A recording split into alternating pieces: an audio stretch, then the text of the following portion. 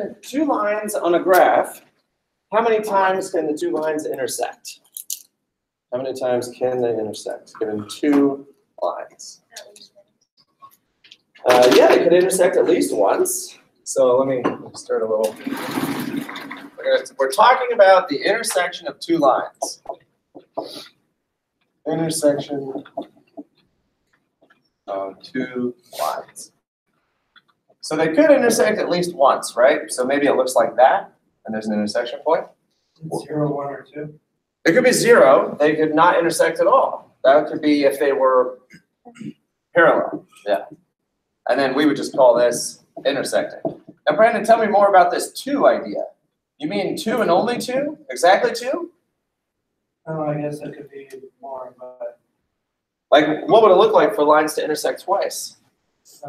Could you have like a straight line and then like a.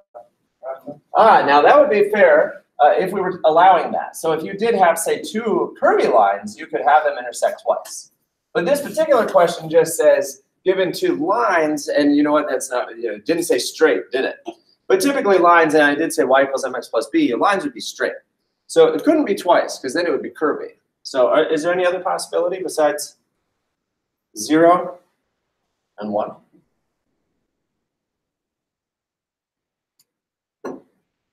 There's at least one other possibility. Yeah, they're right on top of each other. So if you had one line, and then you had another line that was literally right on top of it, which of course makes it impossible for me to draw 2 lines that are right on top of each other, because if they're right on top of each other, you can't see it. But if they're right on top of each other, then they're overlapping, and how many times do they intersect? Yeah, infinitely many times. And in fact, I mean, you can just imagine that there's infinitely many dots, and all those coordinates are points of intersection. So then you have infinitely many. So this is a really fun question, in my opinion. It says, given 2 lines, how many times can the lines intersect? And the answer is 0, 1, and infinity. Can you think of any other question in normal everyday life where the answer would be 0, 1, or infinity? Like that would be the natural solution set. Like, hey, I'm going to run on down to Krispy Kreme donuts. How many donuts do you guys want me to bring back? None, 1 donut, or infinitely many donuts? I mean, it's absurd that that should ever be the answer to a question. And yet it is the answer to this question, 0, 1, or infinity. Okay, so now given 2 lines on a graph, in what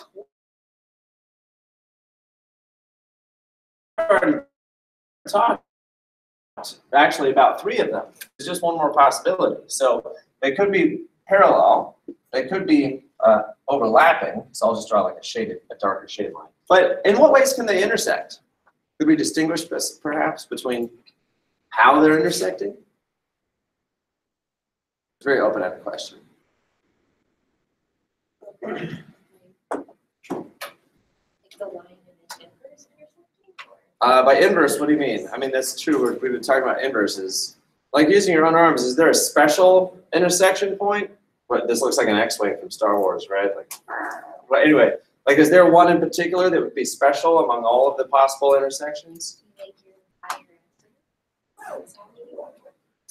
Sure, you know, maybe you might distinguish about x-intercepts and y-intercepts, but just the lines themselves, you know, forget the coordinate axis. Which intersection of 2 lines would really be kind of special?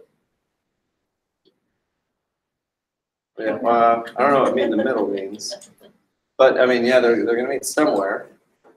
Anybody? Any thoughts about like what would be very particularly special in terms of how they intersect?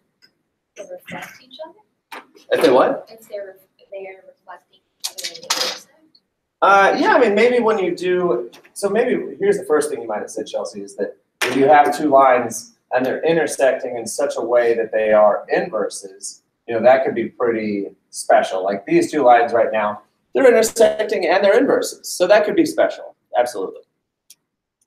I fear maybe my question is just so open-ended. It's tough to even, you know, think, well, what is it that Mr. G is shooting for? What I'm shooting for is that the lines could intersect perpendicularly. They could hit exactly at a 90-degree angle and therefore be perpendicular. And that's worth talking about because slopes that are perpendicular have a special relationship. Whereas if the 2 lines just intersect wonky in any old particular way, then what you end up with is an acute angle and you have an obtuse angle, and therefore they are not perpendicular. And there's actually a name for that. When two lines are not perpendicular, they're called oblique. Okay, so here we go. These are some line relationships. So you could have parallel, perpendicular, oblique, or overlapping. Okay, so far this is what we're kind of talking about in this section, chapter 8. We're talking about ways that two lines can relate with each other on the graph. We're talking about whether they intersect or not and how many times, and then what would you actually call that relationship. So we want to have both. We want to have a numerical value for how many times they intersected, and then we want to have a name to describe the way in which they intersected, and then we would have a pretty good vocabulary for describing intersections of lines on a graph.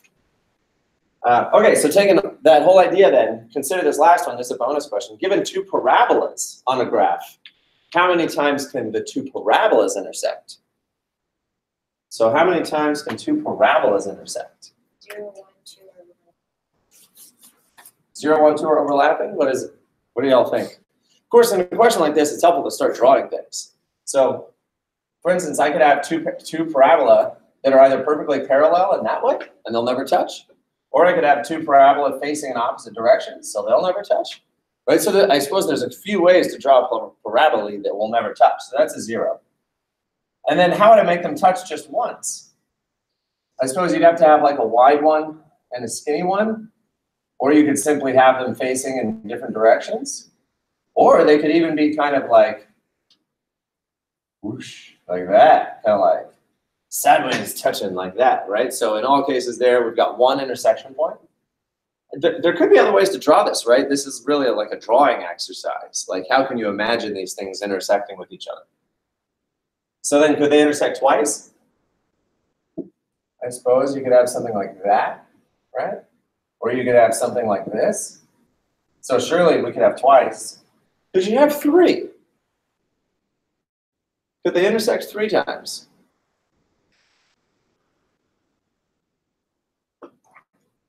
Is it even possible? No, I see some of you shaking your heads. I can't think of a way for parabolas to intersect 3 times. That would be pretty tricky. I mean, essentially, if you fix one parabola, then you're like, okay, how do I make it touch 3 times? And I mean, you might be like, well, I want it to come down, touch there, and then go back up. But then it's not a parabola, it'd be some other shape, and it doesn't really work. So probably not 3, but then it could be infinite. Because if you just had them overlapping on top of each other, then you could have. So what do you think? Based on this exercise, okay, these are mx plus b. So these are mx plus b, where the highest power is 1. And then these are parabolas, which is ax squared plus bx plus c, where the highest power is 2. What do you think about a cubic? How many times do you think 2 cubic equations could intersect? 1, 2, 3, Now, keeping in mind that a cubic could look like that, could we somehow finagle that? Surely you could get them to intersect not at all by just making them parallel. You can make them intersect once or twice. Could it be 3 times? I'm assuming such because I could just like do that cubic. And then they could definitely hit 3 times. But then could you make it be 4 times? Right? Could they intersect 4 times? I don't know. But definitely so 0, 1, 2, 3, or infinity. So what do you think is our conjecture here? How many times can 2 polynomials intersect? would be dependent on what power it's raised to determine how many times it intersects. Yeah, it looks like it. Would you guys agree that that seems like a pretty good conjecture? That whatever the highest power on x is, that determines the most number of times 2 such curves can intersect? Does that sound reasonable? Yeah, we could actually prove that based on what we know about polynomials. Okay, so this is what we're talking about then. In chapter 8, we're talking about the intersection of 2 graphs. And that's what we'd like to know. So first of all, well, no, yeah, okay, we're ready to go here. So here we are. We're going to do chapter 8 over the next 3 days. So today's April 10th, and then all of next week. And then the next week, chapter 9, is a short chapter. It's about sequences and series, basically number patterns. And then we'll have our test and then a final review. So we have 1 full day for final exam review. And then our final exam is on May 6th. That is in the same room at the same time. So we'll all be here at 8 a.m. on that particular day, May 6th. Okay. Any questions about where we are? I'll have the exams finished grading by probably this Friday, and then I'll post your grades online over the weekend and give them back to you on Monday. I'm excited. You what? I'm excited. Oh, great. Okay, so here's my joke for you. Why does Snoop Dogg carry an umbrella? Oh, now time for jokes. Why does Snoop Dogg carry an umbrella? For drizzle. Is that a good joke? I think that's a good joke. All right. So chapter 8 is all about systems of equations. Now look at that phrase, systems of equations. First of all, we all know what an equation is. And just to be clear, you know, to be fair, an equation, we talk about things a lot of ways. If I just wrote, you know, an equation like 3x plus 2 equals 4x minus 6, that's an equation. And why is that an equation? Because there's an equal sign, exactly right. Whereas if I wrote y equals 3x minus 2, is that still an equation? Yeah, of course. You know, I'm not trying to mess with you here. It's still an equation because there's an equal sign. Although now this thing is a little bit more obvious that we're about to graph it, right? This one, not entirely obvious what that thing would be as a graph, but this one, definitely a graph because there's an x and a y and that makes it a coordinate. And then if I wrote it this way, f of x equals 3x minus 2, is that an equation? Yeah, it's still an equation. There's an equal sign in there, but it's a function, more importantly. This is an input-output machine. With every input-output, you get a coordinate. But really, these two definitions here, they're synonymous. Whether you say y or f of x, they mean the same thing. So these two fellows right here, they do represent the same idea, which is infinitely many coordinates, input-outputs, and you could put it on a graph and look at it. It really becomes what we think of as a classic equation as soon as you take this. Remember, you can either input things or set it equal to something. When you set it equal to something, that's when it kind of becomes like a classic equation, and you just start solving for x, right?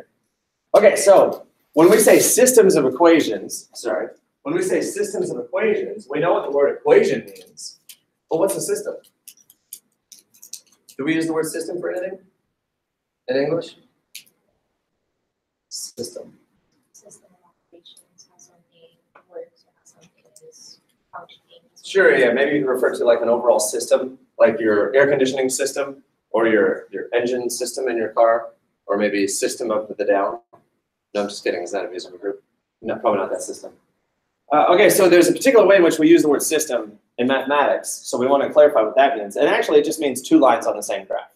So when we say system, we're kind of broadening ourselves, where previously we were only ever looking at one graph at a time, right?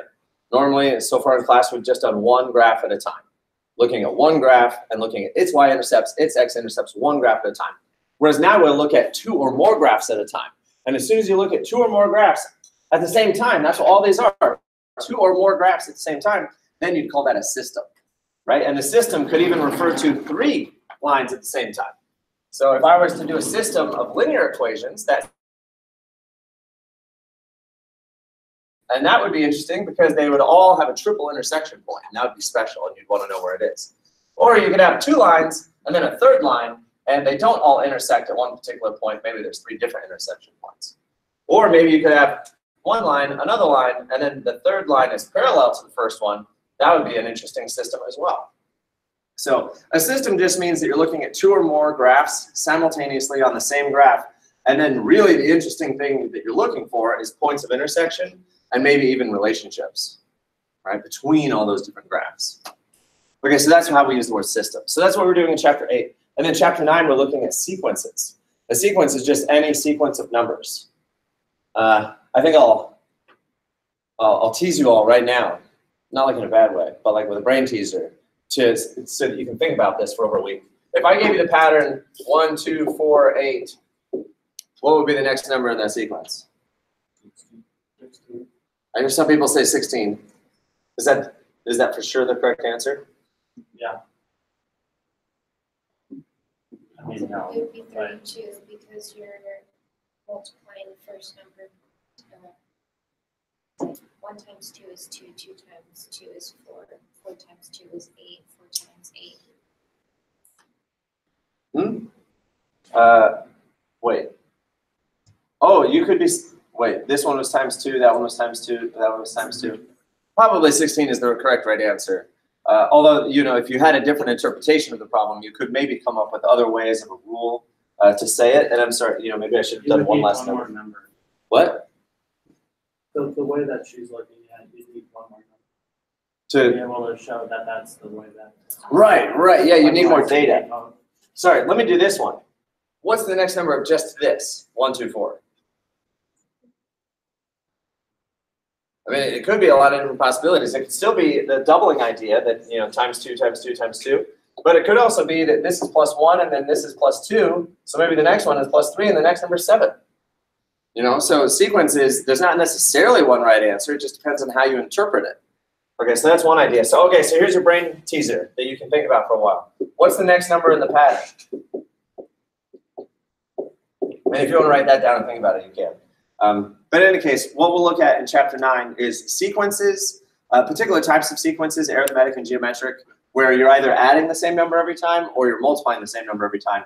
And then we'll do things with that, like add up a sequence of numbers. Okay, so that's Chapter 9. All right, so today we're starting out with Chapter 8, though. And let's all start with this packet right here. Did everyone grab one of those from the back?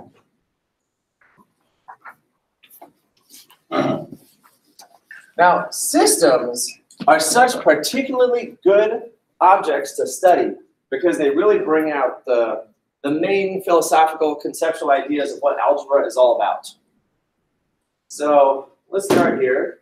Up at the top, it says, solve the following system of linear equations. So that's what the instruction would be in a textbook or in the more homework system. They would say, solve the following system of equations. So what does that mean? To solve a system of equations. There's 2 different ways to translate that, depending on if you have eyeballs or if you're blind. So if you have eyeballs, the way to interpret that sentence is find the point of intersection.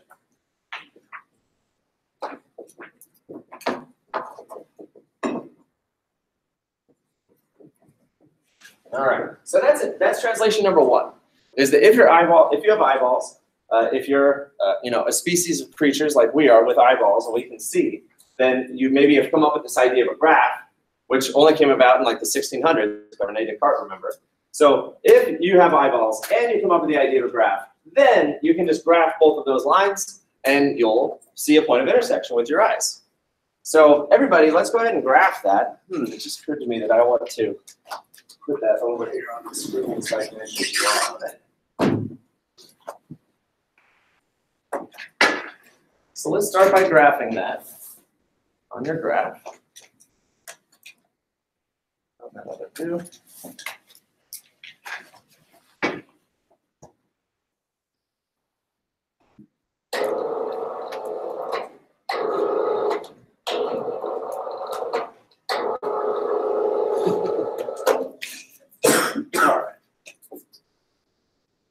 So how do we graph those 2 lines?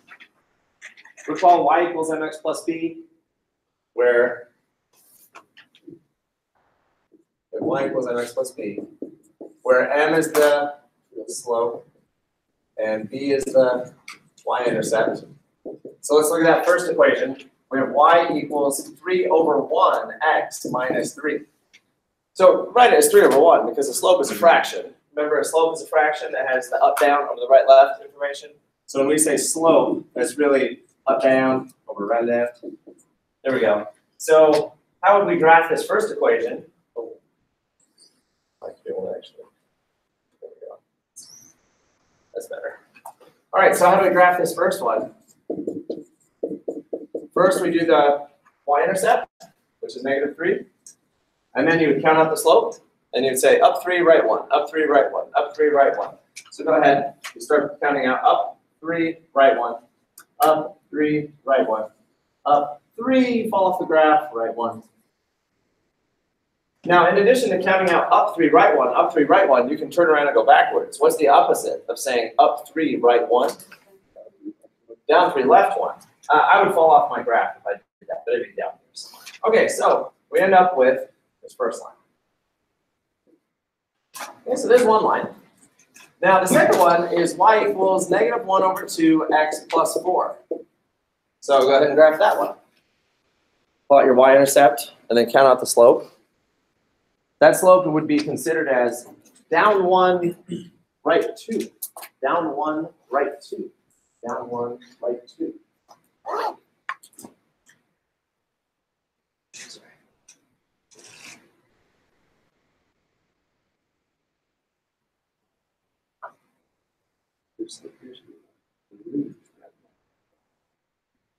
This first slope is doing 2 right. So fix that first.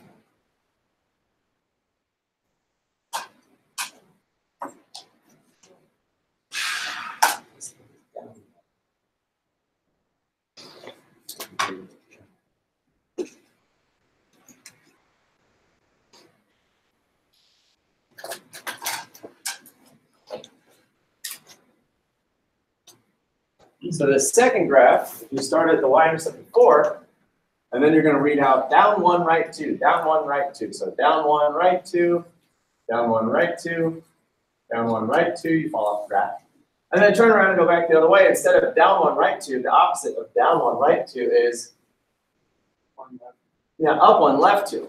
So that continues the graph over that way, and there we go.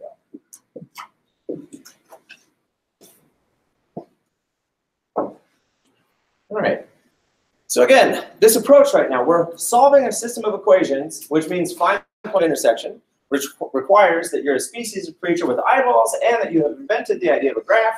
And then you can just graph both of these things, and then you look at it, and then it's very obvious where the point of intersection is. You say, there it is. And you just know that's the point of intersection. So what is that point of intersection? That's the coordinate 2, 3.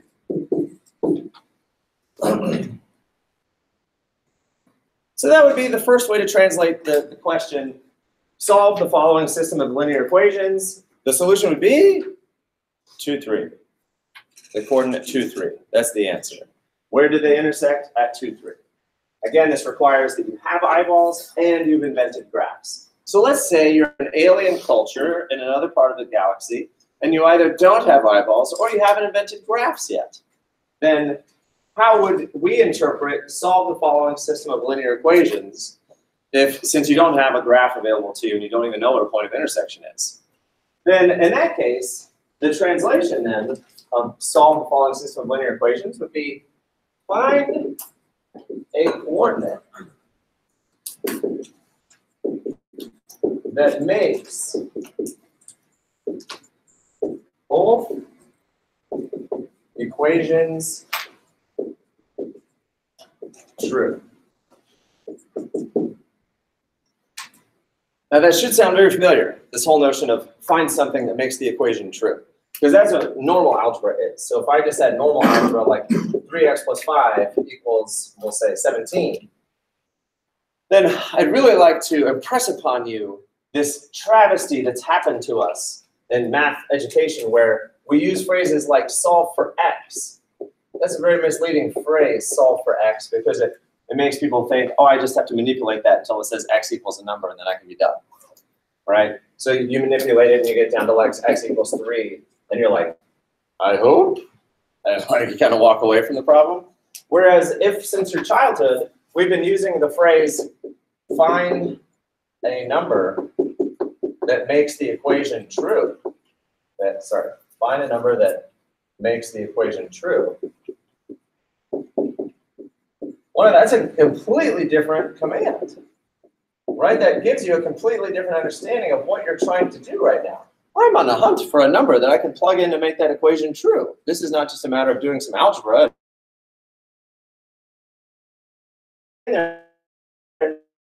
Make this true. So you could do that by guessing if you wanted to.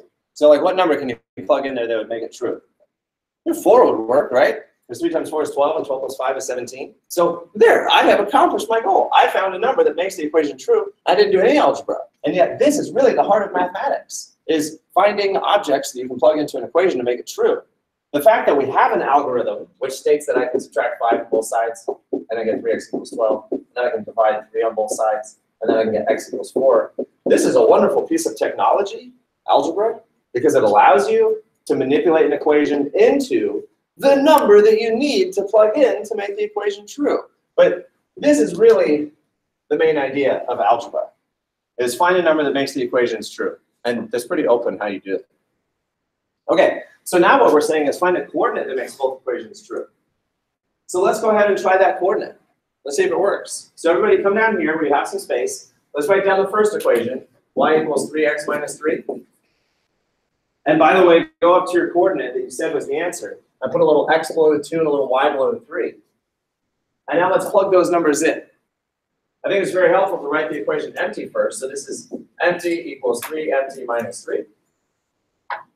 Or something equals 3 something minus 3. And let's plug in our numbers. So y is actually 3 and x is actually 2. And now see what happens. Is this a true equation? 3 equals 6 minus 3, which is 3 equals 3. That's true. So far, what we have there is a coordinate that does make the first equation true. Now let's go find out if it makes the second equation true. So you write down y equals -1/2 x plus 4. And then you write it empty. Something equals -1/2 times something plus 4. And again, we plug in our coordinates. So y is 3 and x is 2. And so that becomes 3 equals half of 2 is 1, so that's a -1 plus 4. And now we have 3 equals 3, and that's also true. Okay, so did we do it? Did we find a coordinate that makes both equations true? Yeah, and that would be the even better translation of the question, solve the following systems of linear equations. Whenever they say solve a system of equations, you can interpret it as meaning find a point of intersection, but that's only if you have eyeballs and graphing technology. Or you can just go about finding a coordinate that makes both equations true. And that would be if you didn't have eyeballs, if you didn't have graphing technology. You would just need to find a coordinate that makes them both true. In this approach, you're also left wondering, is there another coordinate? Right, like we found the coordinate 3, 2. Wasn't it? No, 2, 3. So we found the coordinate 2, 3. Are there any other coordinates that would make both of these equations true simultaneously? I mean, according to the graph, the answer is no, because there's not another point of intersection. So graphically, we already know. But if we never looked at the graph and didn't have eyeballs, would we know for sure that there's not any other coordinates that could make both of these things true? We wouldn't necessarily know that yet. We couldn't claim it with certainty, right? We would have to have some sort of a proof that says, oh no, I found it and there's no other coordinates. Or in the case of, what if I had given you 2 lines that were parallel, but you didn't have eyeballs and you didn't have graphing technology? And how would you know that there was no coordinate? You know, maybe you just haven't found it yet and you just need to keep looking. Versus, oh no, there's definitely not going to be a coordinate, so I can stop looking. See, I hope you can see there's some philosophical conundrums here, right? We're looking for a coordinate that makes both equations true, but if you didn't have a graphing technology, how would you know if you found the coordinate yet? Maybe you need to keep looking. Maybe there's only one. Maybe there's more than one. So these are the questions that we're faced with. Now, folks, on this translation here, I want you to notice this point right here, coordinate 2, 3, go up there and label it. I want you to call that the point of double truth. That might sound a little silly or poetic, but what I mean by that is that is a coordinate in space that makes both equations true.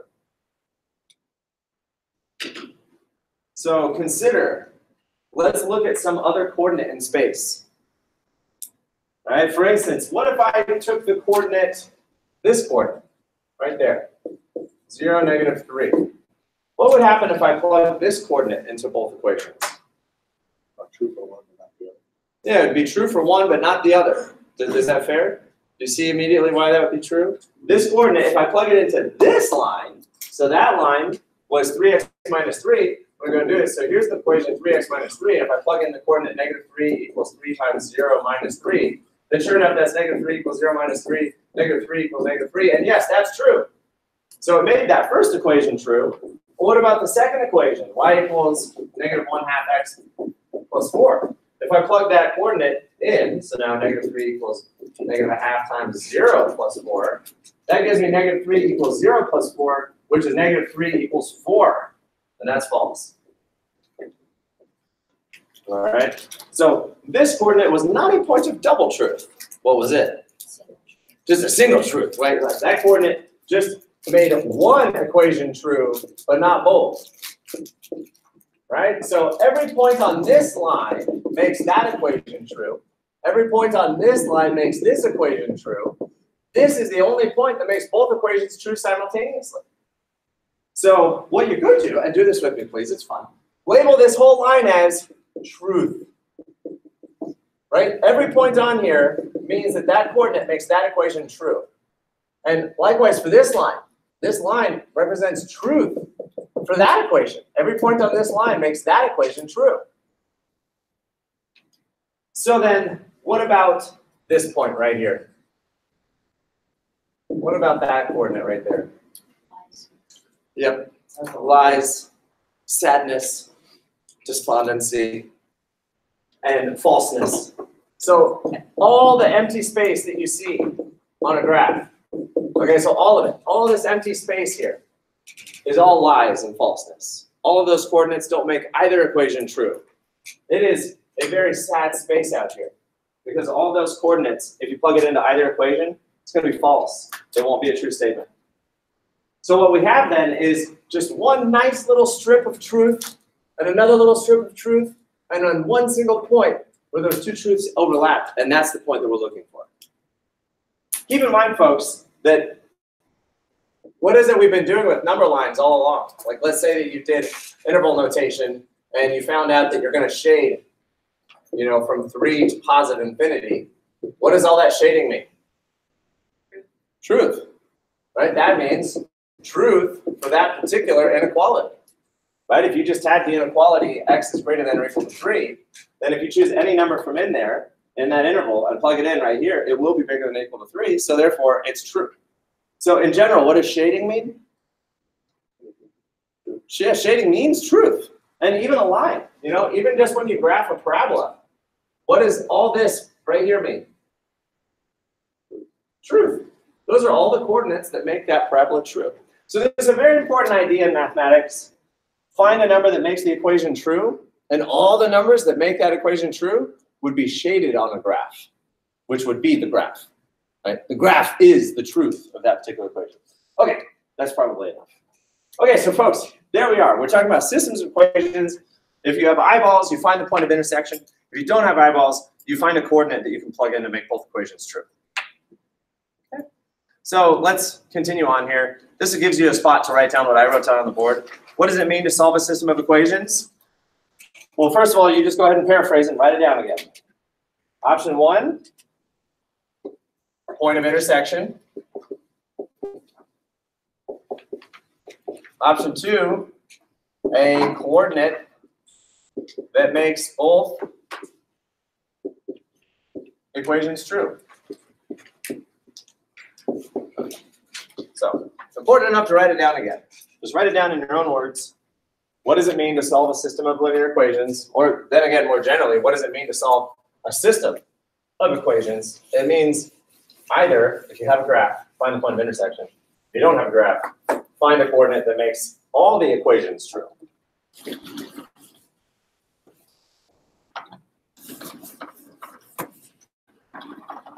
And then you can jot down how many solutions can a system of equations have. Right now we're talking about linear equations. So we're only talking about straight lines for the next couple days. So how many solutions can it have? 0, 1, or infinity. And go ahead and draw a picture of that. You could either have 0 intersections if it's parallel, 1 intersection, or infinitely many intersections. And the last question said, what kinds of solutions can a system of linear equations have? And that's the second part. They can be parallel, perpendicular, oblique, or overlapping. So if I, for instance, randomly drew a system, you would say, like if I drew this one, you would say that is a perpendicular intersecting system with one solution. Or if I drew this, you'd say that's a parallel system of equations with 0 solutions. If I drew this, you'd say that's an overlapping system of equations with infinitely many solutions. And you're giving a nice, full, complete English sentence to describe the system.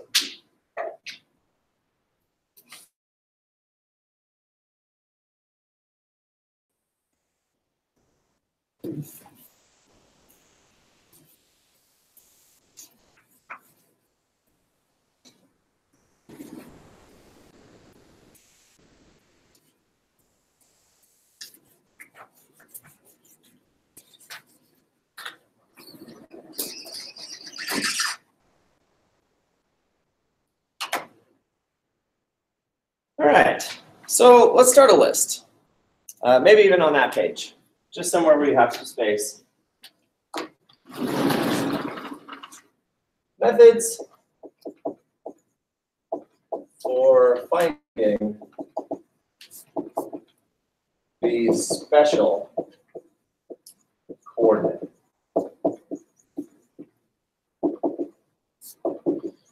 And what do I mean by the special coordinate? A coordinate that is, the coordinate that is either the point of intersection or the coordinate that makes both equations true. So how do we find this special coordinate? The coordinate that's the point of intersection of all these lines or the coordinate that makes all the equations true, how do we find it? So we'll just refer to it as our special coordinate. So one method for finding that special coordinate is graphing. As I said, if you happen to have eyeballs and you have graphing technology, which we've had since the 1600s, that's how you would solve that system of equations. You could just graph it and look at it. And as we move along, we're going to keep track of our lists. There's going to be quite a few methods that we have. There's the graphing method. There's the guess method. Here, we might as well write the whole list. Yeah. I'll give you the whole list right now so you can see it. There's the graphing method. There's the, no, not just guess. Guess makes it sound like it's a crapshoot. Systematic guessing. Systematic guessing. So you're like guessing. It's like educated guessing. Yeah, you're just looking for a coordinate that you can plug in to make both equations true. Or you can do a method called substitution. Or you can do a method called elimination. Or you can do a method called matrix inverses. Which is pretty fun. We'll use the calculator for that. Or you can use a method called matrix determinants.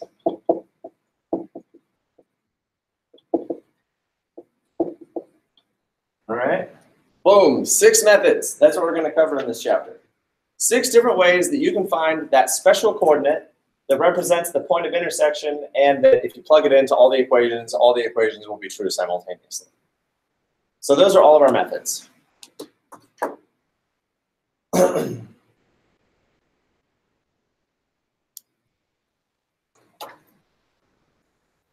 It's a lot of methods, isn't it? You might be saying, oh man, why do we need methods 2 through 6? Right, because we can just graph these things on our graphing calculator, or we can graph it on Desmos. You know, we have the technology these days, so we could just do it on our calculators and our computers. But all these other methods, they have a lot to teach us about algebra and a new field of math about matrices, which is very interesting and rich in and of itself. Okay, now these first two, okay, so the first method, solving by graphing, we kind of already did an example there. We could do another one. In fact, we will. Let's just do one more. Not that one. Let's do this one. How do I find the slope here? What's the number in front of x?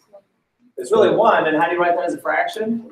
1 over 1. Okay, so there's that one. And then this one, what's the number in front of this x? Yeah, -1, which is really -1 over 1. So let's graph that real quick. Go ahead, everybody. Graph those lines. There we go. And find the point of intersection.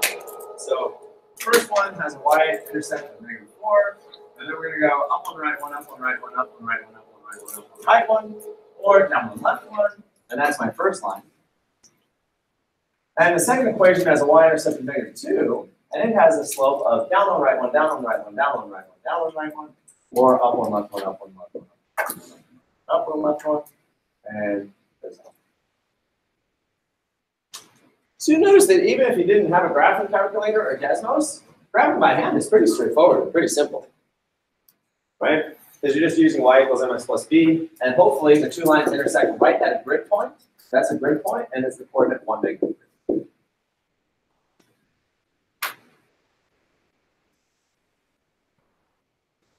Now, folks, we have 2 different definitions of what it means to solve a system of equations. One of them just says to find the point of intersection. So are we done?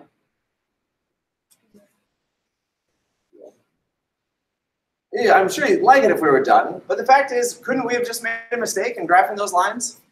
Couldn't you have graphed either or both of those lines incorrectly? Couldn't you have plotted the wrong line intercept, or couldn't you have read the slope incorrectly? And just because you get a point of intersection doesn't mean it's the actual point of intersection. You could have made a mistake. So what's the real definition of solving a system of equations? The real definition every time is you have to actually check your coordinate. Like you're looking for a coordinate that makes both equations true. That's what you're actually looking for. You're looking for a coordinate that makes both equations true. So drawing a graph, that's just kind of scratch work that I just did.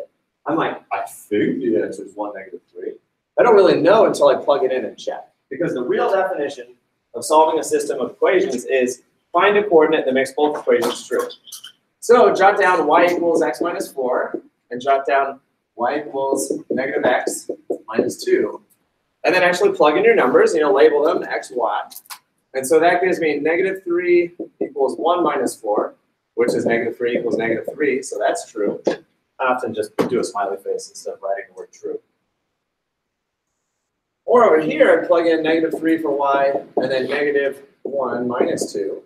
And then that's -3 equals -3, and that's also true. So now I know for sure that I'm good. So the solution to this system of equations is the coordinate 1, -3. That's the solution. Not because I saw it on the graph, but because I actually verified that it makes both equations true simultaneously. Now you can play devil's advocate. You all know the phrase devil's advocate? You play devil's advocate and you can say, well, Mr. G, how do you know you didn't make a mistake there? Right? Maybe I made a mistake on the graph and I just made a mistake in my algebra. And I think it makes both of them true, but in fact I made mistakes all along. Well, that's possible. And that's a real bummer. Right? But right now I'm thinking it's correct. I have a fair amount of confidence that it's correct. Okie doke. Any questions or thoughts about what we're doing so far? All right. So that was the graphing method. So now I'd like to show you the systematic guessing method after everybody tries it out. So I have here a delightful couple of word problems, and I'd like you to try using guessing to solve it. So is everybody on this page now? All right. So a farmhouse shelters 9 animals. So how many animals are there? 9. Some of them are oxen and some of them are geese. Everybody knows what an oxen is? It's a big cow-like animal. And then a geese is like a little duck-like animal. All right, altogether there are 22 legs. And we're assuming that these animals have the appropriate number of legs that they should. None of them are amputees. None of them have lost any legs. They have the legs they're supposed to. So how many of each animal are there? Right, so I have 9 oxen / geese. I don't know how many of each. But I also know that I have 22 legs. So how many of them are oxen and how many of them are geese? So go ahead and just play with that for a second. How would you find out? How many of each animal do you have? And it's not saying that you have 9 oxen and you have 9 geese. I think we can immediately prove that that's false. Because if you have 9 oxen, how many legs does an oxen have? 4. And if I had 9 geese, and a goose has how many legs? 2. Then that would mean that I have 36 plus 18, which is 54. That's way too many legs. So that can't be that they were saying I have 9 of each. I have 9 total. So how many of each animal do you have?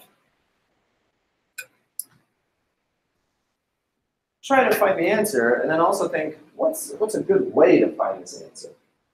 Like, what would be a good systematic approach?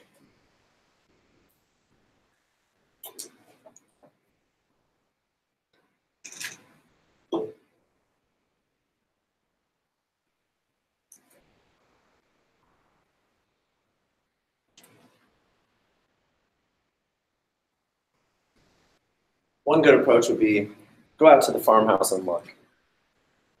If you looked close enough to see that there were 22 legs, certainly you could have just counted how many there were of each. Just go fight around.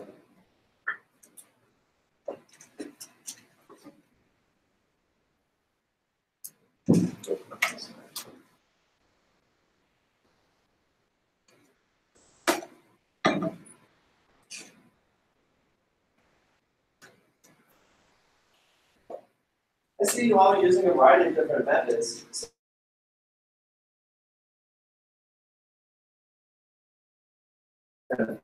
Pondering and thought. Maybe you're writing things down, so you're not writing things down.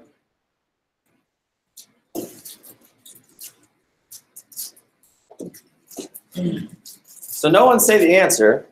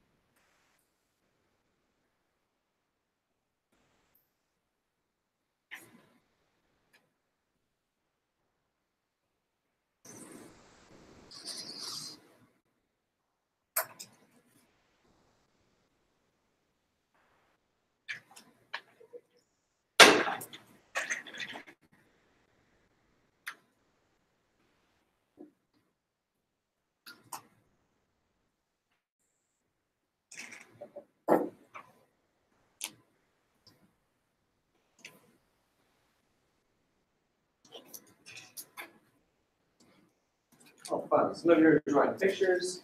A lot of you have written some sort of equation.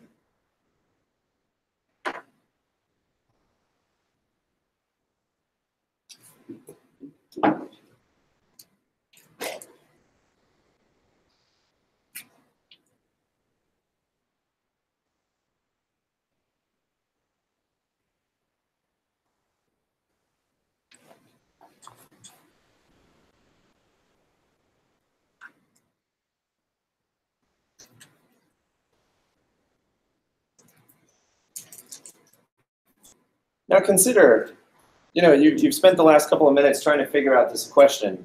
The broader question would be, what if I gave you 10 questions just like it? What's the approach you're going to use with all of these problems? Is there some sort of systematic, quick approach that you could use every time?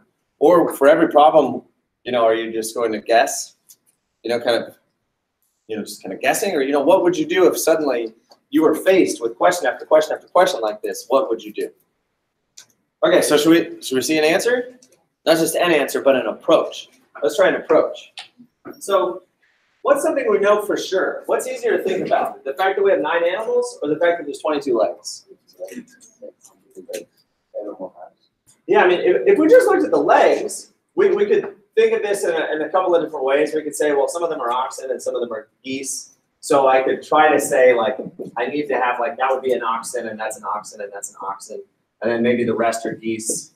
And do I have 1, 2, 3, 4, 5, 6, 7, 8, 9? So there we go. Like, that would be one representation of the problem, right? There's just one way that I could represent this problem. I can just pretend that I had 3 oxen and then that many geese. And let's see if that works out. That'd be 4, 8, 12. And then 2, 4, 6, 8, 10, 12. So that's 24 legs. Oh, wait. That doesn't work. That's 24 legs. That was 9 animals. I had 9 animals here, but it was 24 legs, not 22 legs. So that random guess I just wrote down wasn't correct. Okay, so that's one way we can do it. On the other hand, what if I think about the fact that I have 9 animals? So let's consider that. What could be the possibilities if I have 9 animals? Like, let's say that here's oxen, and here's geese. This, again, is just one way to look at it. And I've got 9 animals. So what could be the distribution? Like, how many of each could I have? What's one possibility for how many of each? 1 and 9? 1 and 8. Yeah, 1 and 8. 1 and 8 is a possibility. I could even go silly and say, well, it could be none of those and 9 of those. Or it could be 1 of these and 8 of these. Or it could be 2 of these and 7 of those. Or it could be 3 oxen and 6 geese, which I already tried. That didn't work. Or it could be 4 and 5, or 5 and 4, or 6 and 3, or 7 and 2, or 8 and 1, and 9 or 0. So look at what I just listed out. Are those the only possibilities? To have 9 animals? Yeah. Yeah, that's it, right? Unless we have half of an ox or half of a goose, but hopefully we don't. That'd be a little unfortunate. So that's our only possibilities. So now what can I do? Well, you start calculating it now, right? Because I know that for an oxen, it's always going to be times 4. So 4 legs per oxen. So I work my way all the way down there saying, okay, I'm going to multiply each of those oxen numbers times 4. And then for geese, there's 2 legs each, so I'm going to multiply each of those by 2. All right, I'll just do that for a while. And then I'm going to add them together and see how many legs there are. So would that work? I mean, we're kind of going through all the possibilities, right? This is an exhaustive search. You could say exhaustive because you're tired, but by exhaustive, I mean I try everything. And it's systematic because there's not a lot of guesswork here. I just wrote down all the numbers and I'm doing it. So now that's 0 plus 18 is 18. And then 4 plus 16 is 20. And then 8 plus 14 is 22. And then 12 plus 12 is 24. And then 16 plus 10 is 26, and so on. And do we have our answer? Yeah, we have our answer. Now we know our answer is here. So how many oxen did we have? The oxen were 2, and then the geese were 7. Now looking at this approach, would you even call this guessing? Probably not. I mean, I just tried all of them simultaneously, right? I just wrote down all the possibilities at once, calculated them all at once, and then I just looked and I saw the answer. But in any case, this is what we would call systematic guessing, right? We just had a system, we went through all the possibilities, and we did it. So everybody, try that method for number 2. You have 13 animals in the field, some are cows, some are ducks, 72 legs in all. Find the solution. And again, what you might want to do there is set yourself up in some sort of little column here where you're like cows, ducks. And how many animals are there? 13. So think about, what could that be?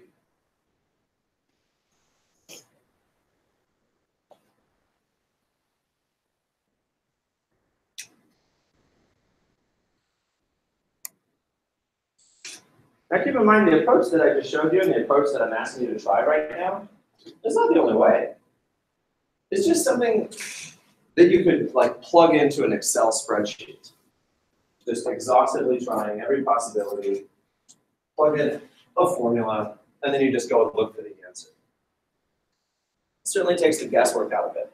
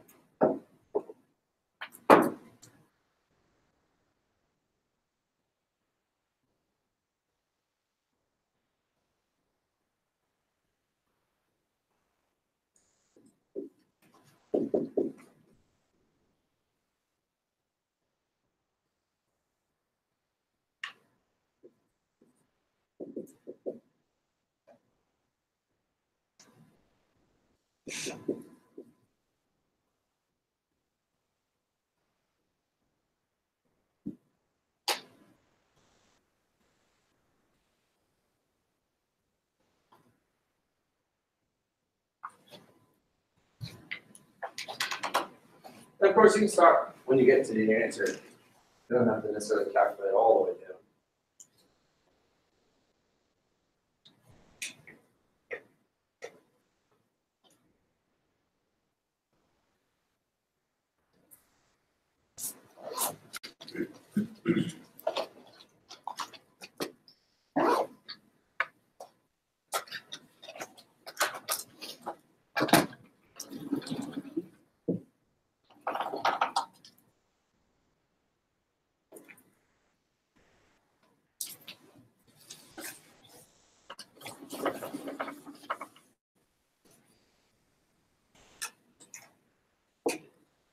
Okay, folks, let's all come back together and talk about this problem.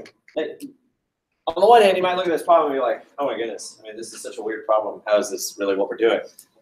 But let's take a look. How would I turn this problem into 2 equations? Remember, we're talking about two equations on the same graph, or two graphs at the same time. What would my two equations be? How would we take this word problem, number 2, and turn it into two equations? First of all, what do our variables represent? You always look at the question. How many of each animal are in the field? So what are we trying to find? Yeah, the number of cows and the number of ducks. So the first thing you always do in a word problem is you define your variables. You say, let x equal the number of cows, and then let y equal the number of ducks. So we define our variables. Now let's make an equation. What's the first equation that we know?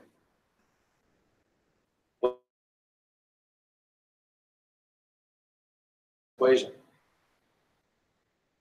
What do we know about x and y? Yeah, then to add up to 13. So one equation is x plus y equals 13.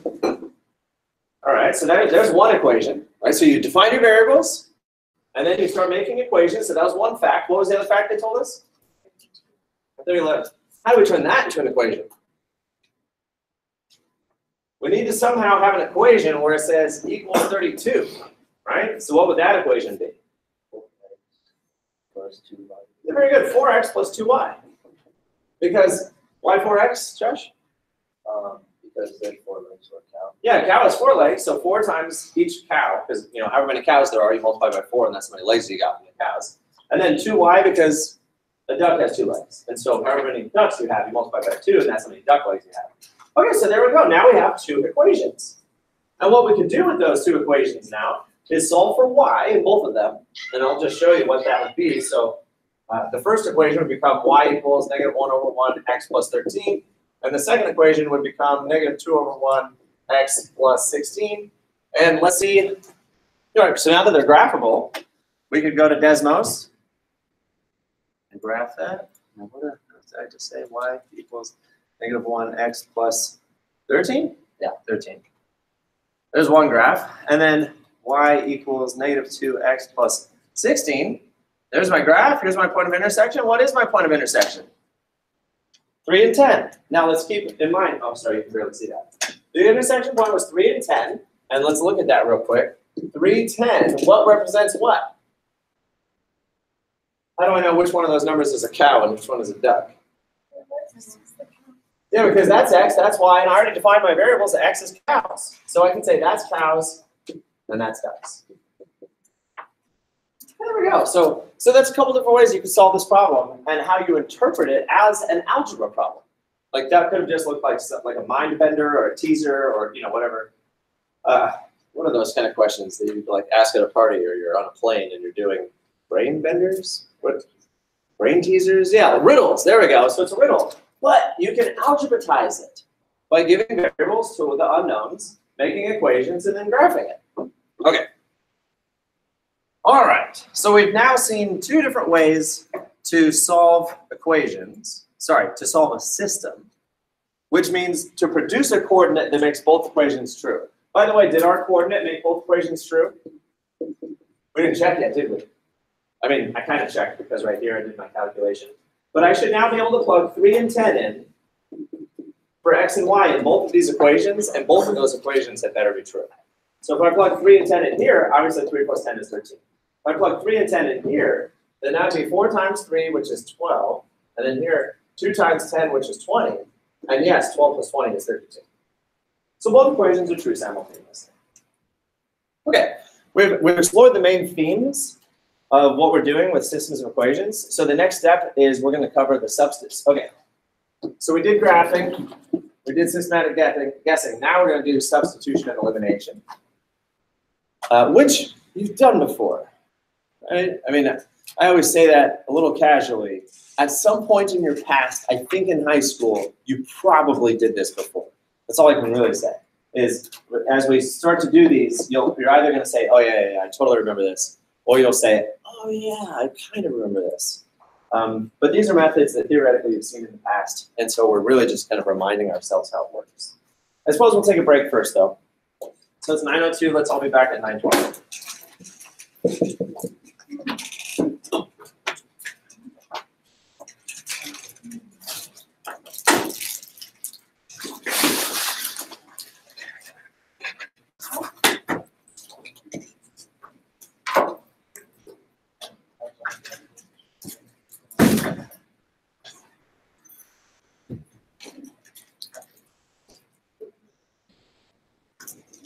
office hours today, right? Yeah, always after class for 2 hours. Hey, did you ever email? I think you were going to email me with times you're available. Is that what we talked about? I forget now. think I But did. I don't remember an email. I think I didn't. Well, in any case, yes, please come by today. Okay. I'll look. Did you email me in Canvas or just regular email? Celine.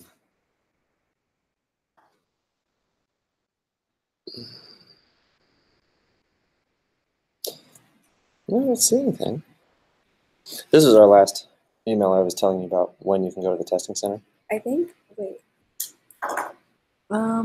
Yeah, I think that's what I told you. Oh, that's right. You were. I Yeah. thought you were just telling me about when you would be available to go to the testing center. I'm sorry. You're right. You did. So And I just said did- like the rundown of my schedule for this week. Oh, so okay. I was like, see. Okay, well, and that was last week now. Huh? Because today's Monday. Wait, is that today wasn't Monday? last week. That was just Oh, that's just now. Okay, so not now, but like I think Yeah. that was a few days ago. okay, Wednesday. That's Mhm. now. Okay, well, great. Yeah, today's perfect. Today's Wednesday. Right? Yeah. Let's meet today, and then tomorrow, same schedule as Tuesday, which means, oh, you're at MCC. Yeah, but Okay. I'll be coming here after. Is that what I mentioned? Or okay, yeah. So I think I just asked you about Thursday, like if I. Yeah, you can come here tomorrow. I'll take it. Okay. Yeah, that's fine. Okay, now I get it. Sorry, I didn't give you like a full like. No, that's schedule, okay. so- I see the information, and I was interpreting it as though you were just telling me when could I take the test, Mm. not when could we meet. But now I see how I misinterpreted that. In any case, today's perfect.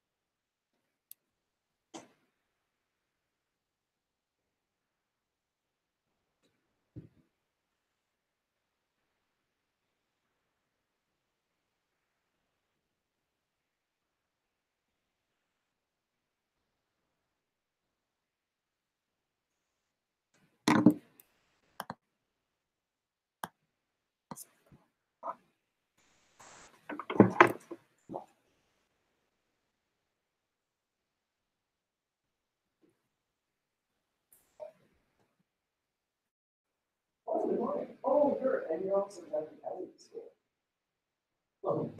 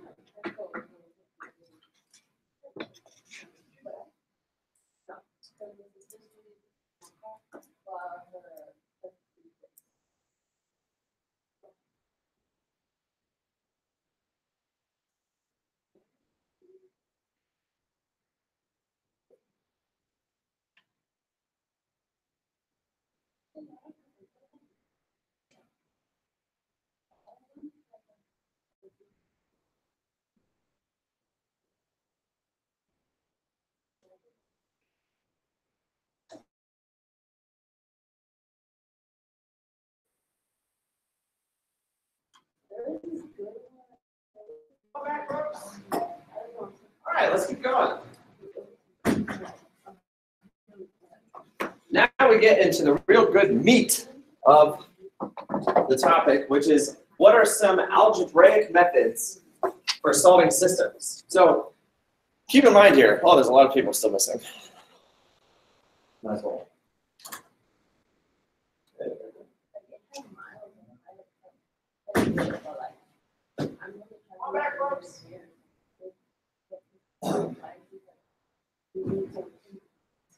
Okay, ready everybody? So in looking at these, method one is just graphing. So if you have graphing technology or if you care to do it by hand, you can just graph it and then that would be your intersection point. Systematic guessing, honestly, probably nobody really wants to do it that way, but you could. And then from here on in, these are algebraic methods that if you follow the steps, you'll get the answer. So these are all algebraic methods that are guaranteed to produce the answer for you if you just follow the steps. And that's kind of nice to know. There's no guesswork. You don't have to graph anything. You don't need any technology. It's just a matter of doing algebra, and boom, boom, boom, there comes the answer. So that's nice. So in substitution, so we have two different methods here, substitution and elimination. In substitution, we plug one equation into the other equation. And to that extent, it's like equation inception. Like you're plugging an equation into the other equation. Have you guys ever seen the movie Inception with Leonardo DiCaprio? Or if I mentioned this before, probably. I like the analogy of Inception. So we're going to plug one equation into the other equation, and that allows you to solve. So let's consider here these possibilities. The problem here is that we have two variables and two equations. So like for instance, if I just took one equation, so I'm just going to take one equation, y equals 3x minus 24, you can't actually solve one equation in two variables. This is like a rule in mathematics. You can only solve for as many variables as you have equations. So if I was just looking at this, it's just one equation, and that means I can only solve for one variable. But the fact is I have two variables in here, so it's not solvable. I can't solve this problem. If I did, even if I tried, I can move the 24 over, y plus 24 equals 3x, and then divide off 3, and I didn't really solve for x. What I have is x equals y plus 24 over 3, which doesn't really give me a value for x.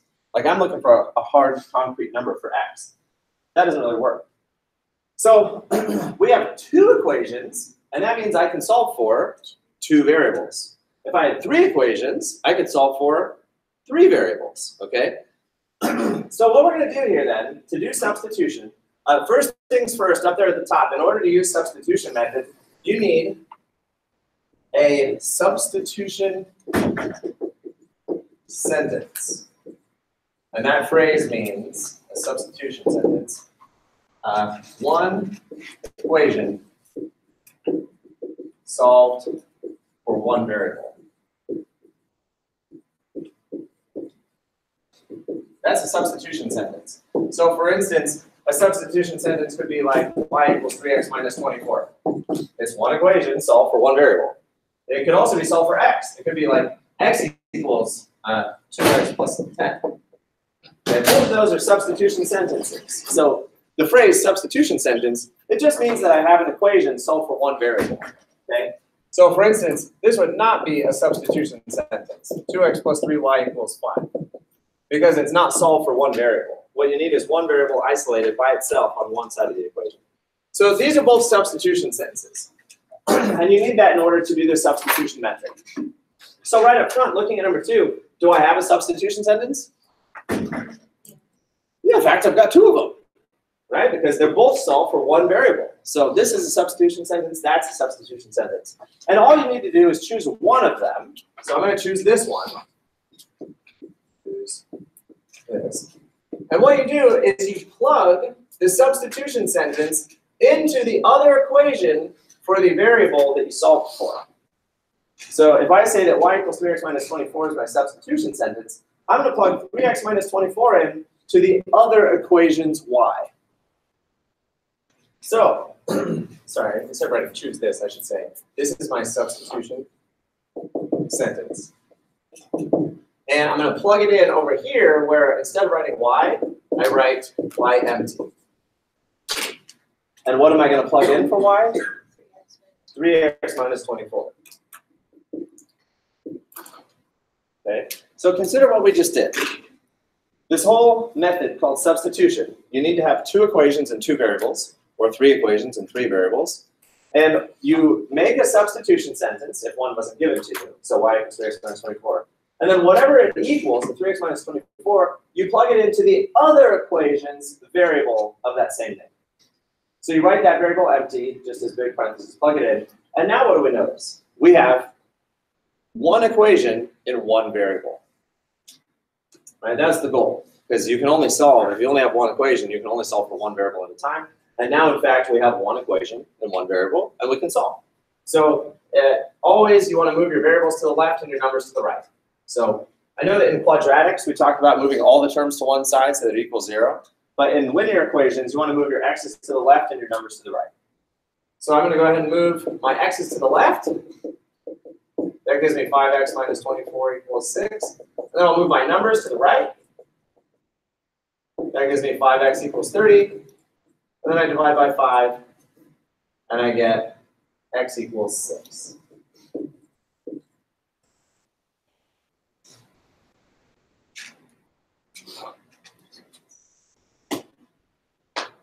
So are we done? Yeah, well, first of all, let's remember our goal. What are we even trying to find?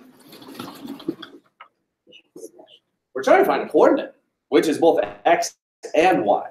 So we need to solve for x and we need to solve for y, because ultimately what we're trying to do is solve for a coordinate in space. That's x and y. So now that we know x, what do we do with x? We take our x value and we plug it right back into our original substitution sentence. So whatever substitution sentence you started with that you plugged into the other equation, you go right back to the original substitution sentence, which is already solved for y, and you just write it empty, and you plug in the number you just solved for. Right? So notice how convenient that is. Like we're sitting here, we know what x is, but we need to solve a coordinate, which means we still need to solve for y, and that's exactly what our substitution sentence is. It's an equation solved for y. It's so convenient.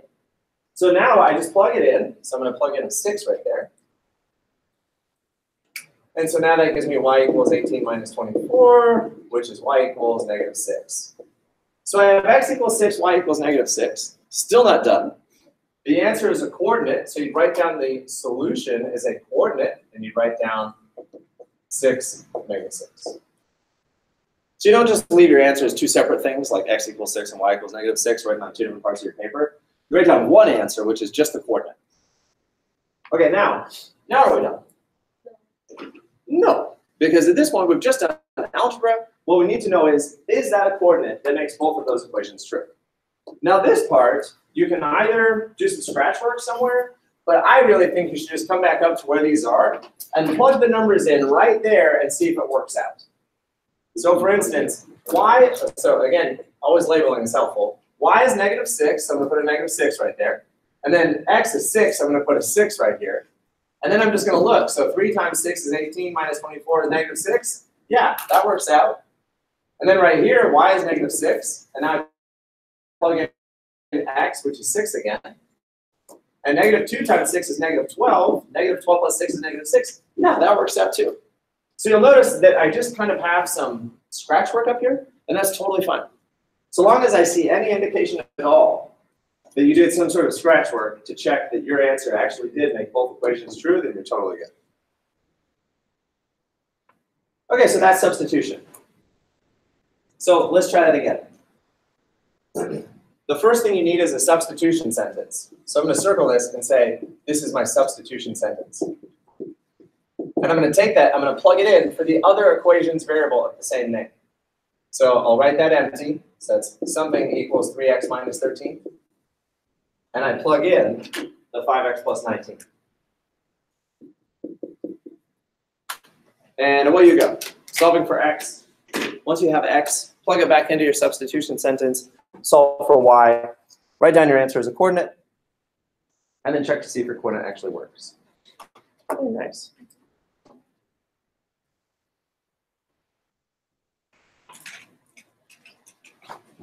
Title, it's negative. There we go.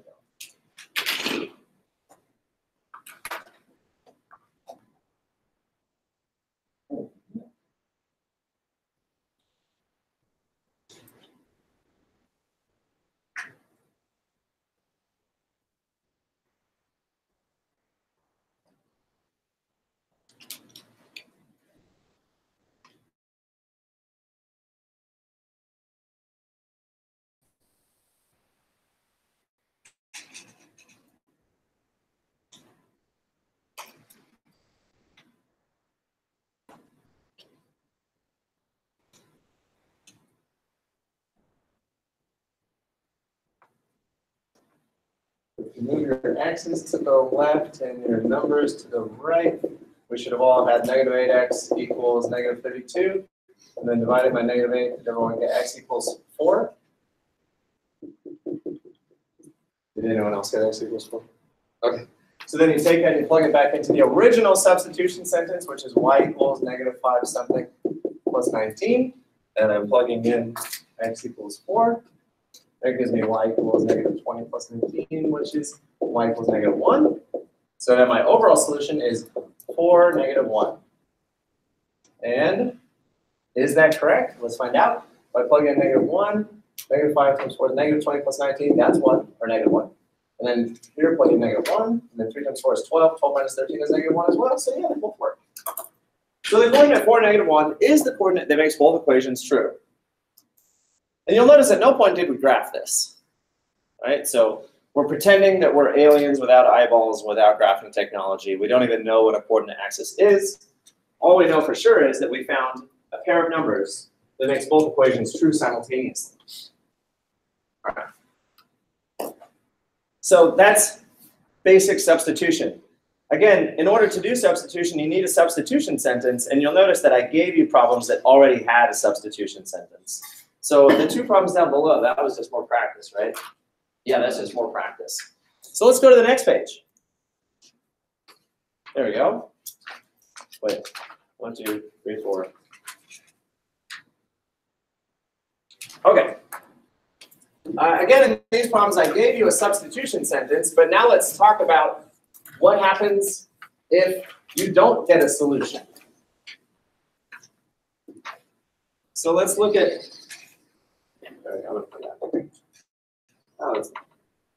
So here we have a system, and I said up here, if the variables cancel out completely, the equation is either something. So let's consider this system right here, number 7.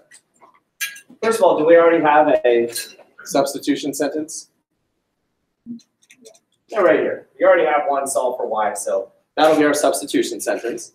We're going to plug that into the other equation for the same variable, y. So we're going to plug it in for y. So everybody go ahead and start by writing that other equation empty. So 16x plus 2y equals 6. You'll notice when I say write the other equation empty, I don't mean write x empty. I just mean write y empty. Because our substitution sentence is solved for y, so you're just writing y empty. And that gives you a spot to put your substitution sentence. So we plug in the negative 8x minus 3. And now again, you have one equation and one variable, so you're able to solve for that variable. So we would distribute, so 16x minus 16x minus 6 equals 6.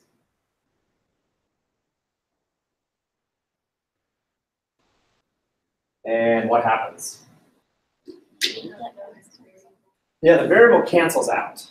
this is a little awkward. So now we have -6 equals 6.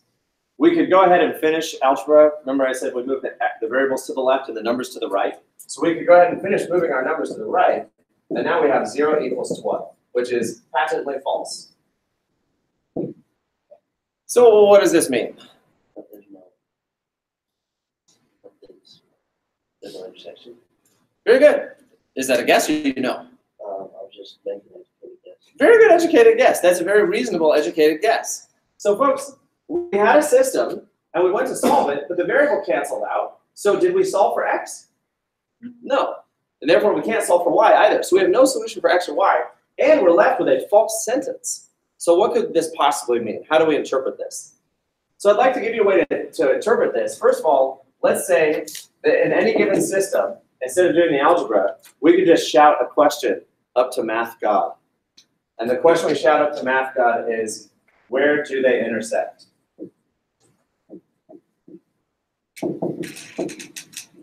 Okay, so we're just shouting this question up to math God. We say, where do they intersect? And the answer comes booming back, false. Right? Because that's the algebra, that's where the algebra just led us. So if we asked, hey, where do these lines intersect? And the answer came back false, what would that mean?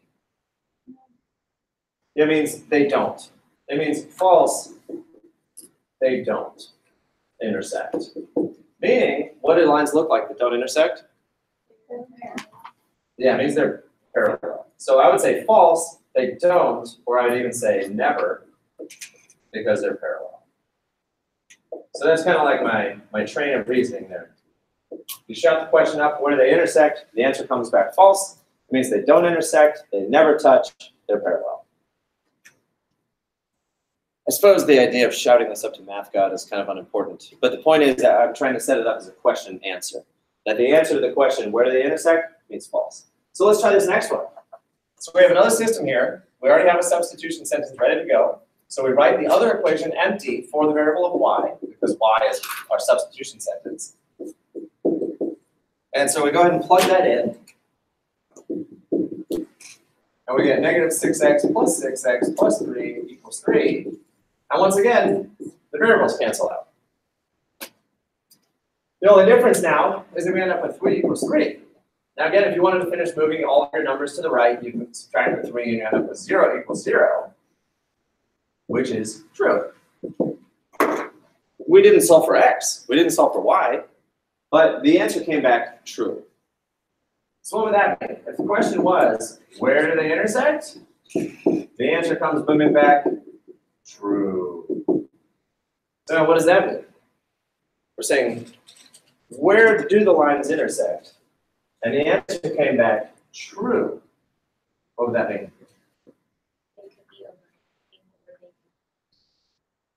Right, well, if they were intersecting, then we would have been able to solve for x and y. So if it was just strictly intersecting, there would have been an answer. And we would have already solved for it. It would have been x equals, then we'd have plugged it back in and got y equals. Right, so that would mean that true actually means always. So just like false means never, true means always. True, these lines are always intersecting because they're overlapping. And so that would look like two lines on top of each other.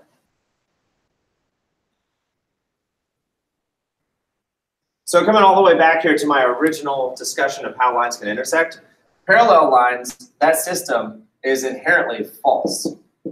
There is no point at which they are double truth. Whereas overlapping, that system is inherently true because they're always overlapping. Anything you plug into that equation will be a point of intersection for the two lines. Okay, go. So that's what you can expect.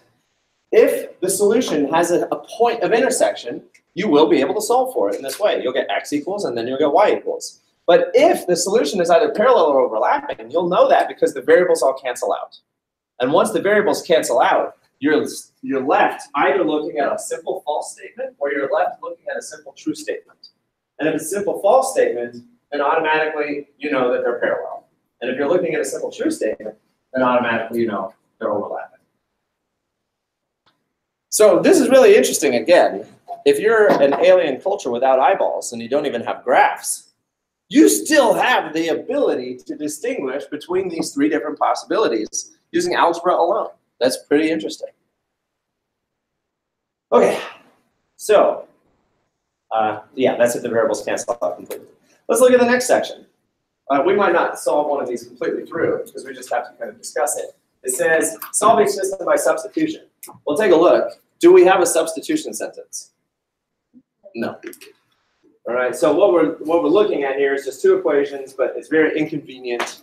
No one handed us a substitution sentence on a platter, so we have to do it ourselves. And that's what it says up here. We need a substitution equation, which means we need one equation to solve for one variable. So ultimately, you just have to choose one of those equations to solve for one variable. So you don't want to waste time doing more challenging than you have to. What would be the easiest variable to solve for? You could either solve for that x or that y or that x or that y. Which one do you want to solve for? Which x?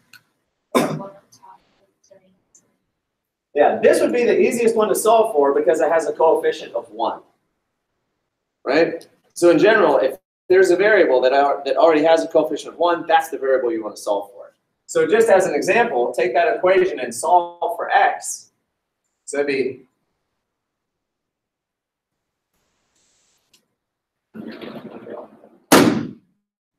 there we go. So solving that equation, x minus 6y equals 17, then I just add the 6y over to the other side. And we have x equals 6y plus 17. There's my substitution sentence, and I'll plug it into the other equation's x variable. Right? We won't finish solving that whole problem. You just choose which variable would be most convenient to solve for it, and then that becomes your substitution sentence, and you then go in and you plug it for that variable. Why would you not want to solve for the other x, or that y, or that y? Yeah, it's going to be very unfortunate. All the other possibilities, like if I solve for that y right there, you would end up solving for 1/6 x plus 17/6, and that's a bummer. If I solve for that x right there, it would be x equals negative 5/4 y plus 5/2. That's a bummer. If I solve for that y, it'd be y equals negative 4/5 x plus 2. Those are all bummers. Just bummers because they're fractions. It's not as convenient. I say this one where they're both integers.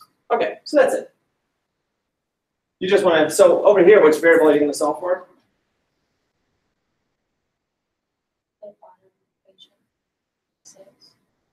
Right, on which variable? Yeah, this actually would be the ideal candidate for solving for x and making your substitution sentence. Okay, well, so this is substitution, and I think we're done with that. So, did you remember doing that from high school? Substitution? Maybe, maybe not. Well, we're certainly doing more practice. I'm just kind of overviewing these methods with you right now. So that's substitution. You get a substitution sentence, you plug that equation into the other equation, and then you can solve for x, then you solve for y, and if the variables cancel out, it's either parallel or overlapping, depending on if the resulting equation is true or false. Okay, so that's substitution. The next method is called elimination. Elimination is a really fun method that I think a lot of people really like. Not that there's anything wrong with substitution. Substitution is a perfectly fine method that you use all the time. So in elimination, it's based on this really fun idea that's rooted in the capacity of algebra. So everybody, let's just review real quick. Algebra has a really fun rule. The rule in algebra is really fun. So here's an equation called 5x squared plus 2 equals 127. There we go. So we have this equation, right? So anytime you have an equation, there's one rule in algebra, and it states you can do anything you want so long as you do it to both sides. Okay? Did you know that that's the rule in algebra? I mean, that's it. That's the rule. You can do anything you want so long as you do it to both sides. So right now, if I wanted to, I could add 10 to both sides. 5x squared plus 12 equals 137. Was that helpful? No, but I can, right? I'm allowed. I'm allowed to do it, right? And you can do anything you want in algebra so long as you do it to both sides. Right now, if I really wanted to, I can multiply both sides by 2. So then I'd have 10x squared plus 24 equals something, 274. Is that helpful?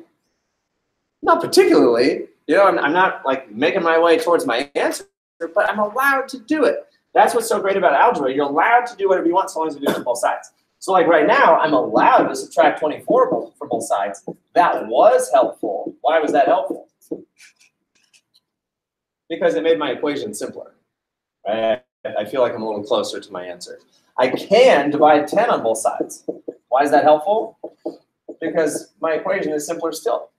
And then I can square root both sides. And why is that helpful? Because it made my equation even simpler more. So the only one rule in algebra is you're allowed to do anything you want so long as you do it to both sides. So what is it you're allowed to do? You're allowed to add, subtract, multiply, divide, square root. So there's one more interesting thing you can do in algebra. And that is, again, this just falls under you're allowed. Isn't that nice? This is something you're allowed to do. If I have one equation, like 5 equals 5, it's a very simple equation, and I have another equation, 3 equals 3.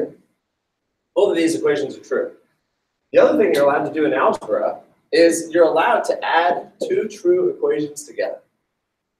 And so if I add 2 true equations together, I now have 8 equals 8. And that equation will also be true. And what's neat here is that we're saying if you take a true equation and add it to a true equation, you'll get another true equation. And this is just something else you're allowed to do in algebra, is you're allowed to add equations together. You can subtract equations together too if you want to. So if I have the equation 6 equals 6 and then the equation 4 equals 4, I can subtract those 2 equations and I'll get 2 equals 2, and that's still true. So if I start with 2 true equations and I subtract them, I'll get another true equation. And what we're essentially saying is you can add true plus true equals true, and you can add, when you can subtract true minus true, still equals true. What becomes weird is if you try to add false plus false. Like if I claim that 2 equals 1, and if I claim that 5 equals 3, they're both false. And if I try to add those together, yeah, the results will probably be false as well. Although, by sheer dumb luck, if I added 2 equals 1 and 1 equals 2, both of which are false, by sheer dumb luck, I could end up getting something that's true. Right? So it's very hit or miss. If you start with things that are false, you don't know what's going to happen. But so long as you start with 2 true equations, you're allowed to have them together. Okay? So that's just another rule in algebra. You can add equations together, you can subtract equations together. So look at what we have right here. It says, the elimination method requires that you add 2 equations together. And what we're guaranteed is that if the 2 equations you started with are both true, the results will also be true. So if there's one variable with the same number but different sides, that variable will cancel out or eliminate. So the name of this method is called elimination because you're going to cancel out a variable. So let's just look at what happens right here. What if I just take these 2 equations and I add them together? What would happen? Yeah, if you just go term by term, okay, you'll notice that they're perfectly stacked. Okay, you've got x on top of x, y on top of y, equals on top of equals, number on top of number. So if I just go term by term by term and add them all together, then 9x plus 9x is 18x. And negative 6y plus 6y cancels out. And that's what you should do, is just draw a line. We don't even need to write 0y. Best if you don't. Don't even write 0y. Just write nothing. So that adds together, that cancels out. Equals over equals becomes equals. And negative 15 and negative 3 is negative 18. And look what happened. What very helpful thing do we have now? Yeah, you have one equation and one variable, which was the goal of the substitution method. The substitution method was to get one equation and one variable instead of 2 equations and 2 variables. So by adding these 2 equations together, first of all, if you assume this equation is true and you assume this equation is true, this equation is also true. And now that one variable canceled out, I've got one equation and one variable, super easy. And now x is equal to negative 1. Now just looking at that, you're probably like, hey, that was a lot cooler than substitution. Because, you know, it's just, that variable went away, and you're left with something else. Go ahead and do it to the next one. Now keep in mind, whether you write the line underneath it and write plus, You might want to do that to remind yourself that you are, in fact, adding these equations together, term by term by term.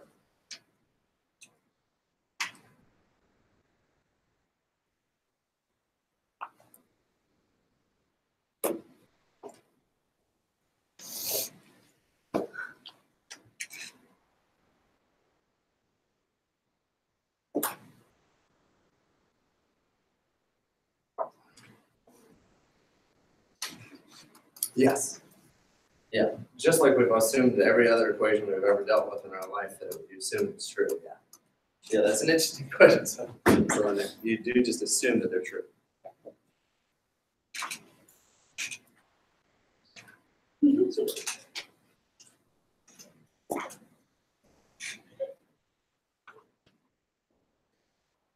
All right. So in this particular case, you add them together term by term. 4x minus 2x is 2x. The y's cancel out, equals 20. Then you divide up to 2, and you get x equals 10. Okay. Now, in both of those problems, are we done? No. In fact, you can always guarantee that if I ask you, are we done? It always means we're not. Right? So if I say, are we done? You just be like, no. We're never done if I ask, are we done? So what do we have to do next? Like in this one, x is -1, so we still need to find y. So we would do the same thing. Now that you have x, you would go back and plug it into what?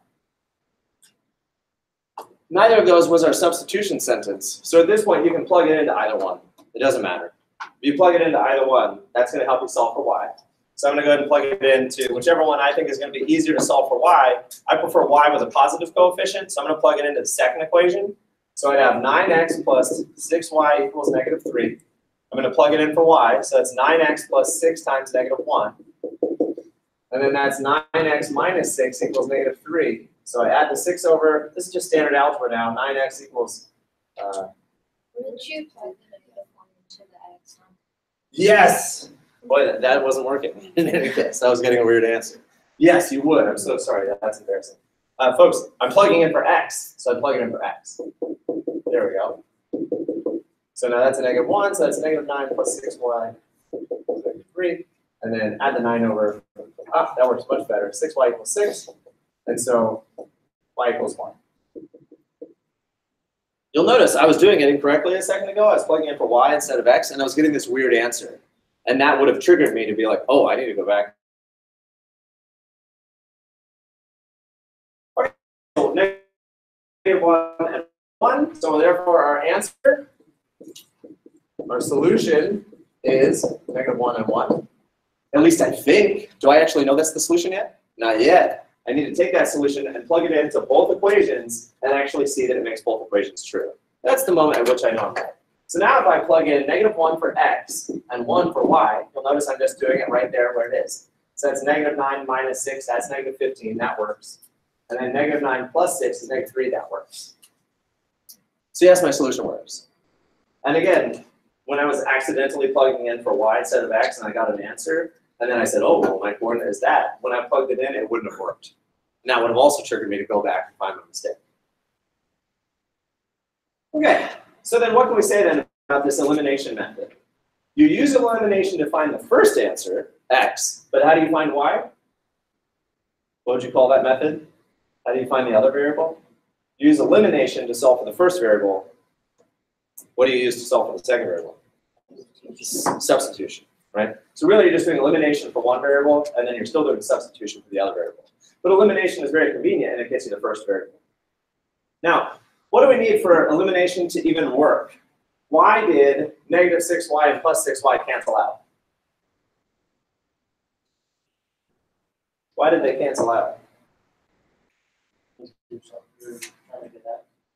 Well, that's true. We're wanting to solve for x, but literally when I add -6y plus 6y, why does it equal 0? Yeah, because they're the same number but opposite signs, right? Same thing here. Why did the 8y and the -8y cancel out?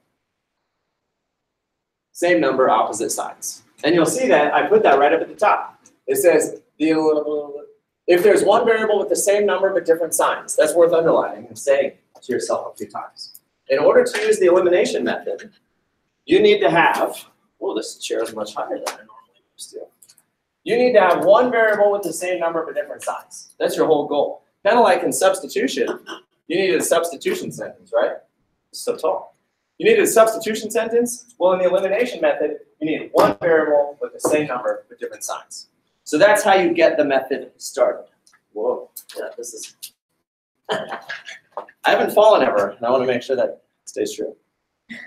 Okay, so that's our elimination method. So let's take a look here. You need one variable with the same number but different signs. So everybody turn the page. Is that what we have here?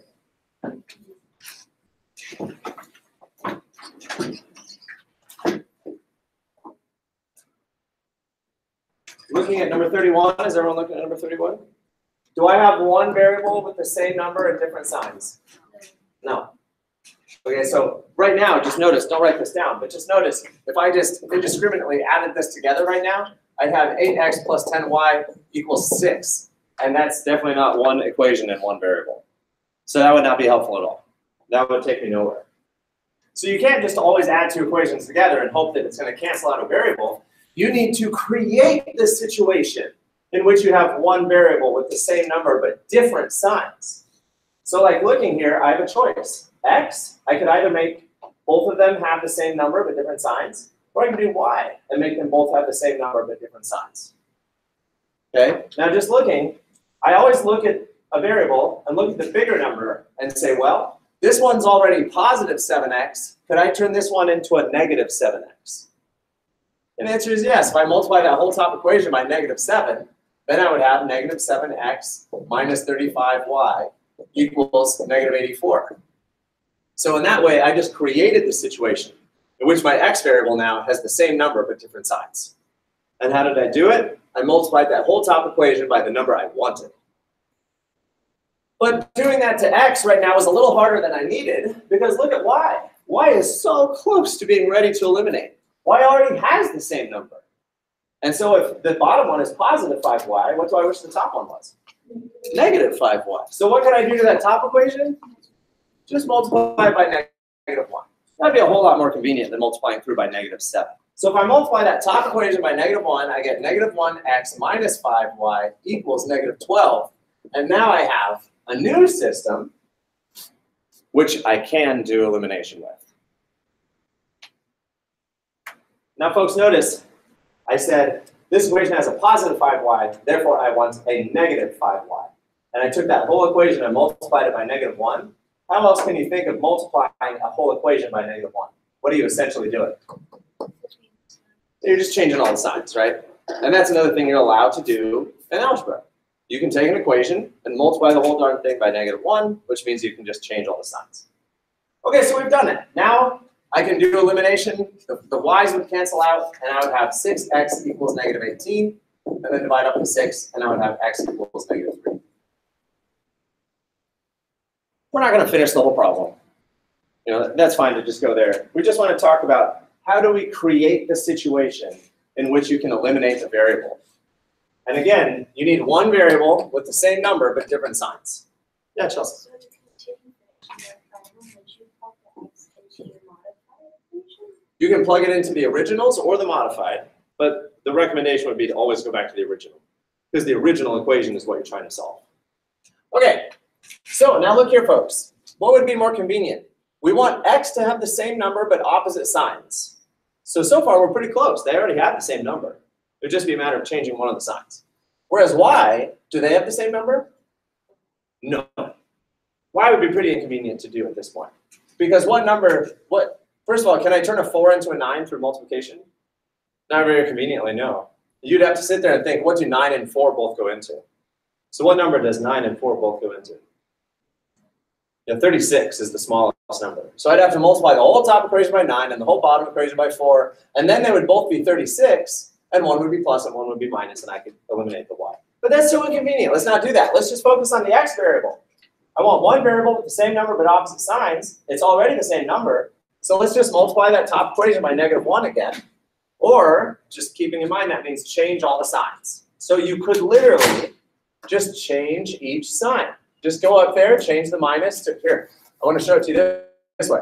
Just change that minus to a plus, change that plus to a minus, and change that plus to a minus. That's legit. You're allowed to do that.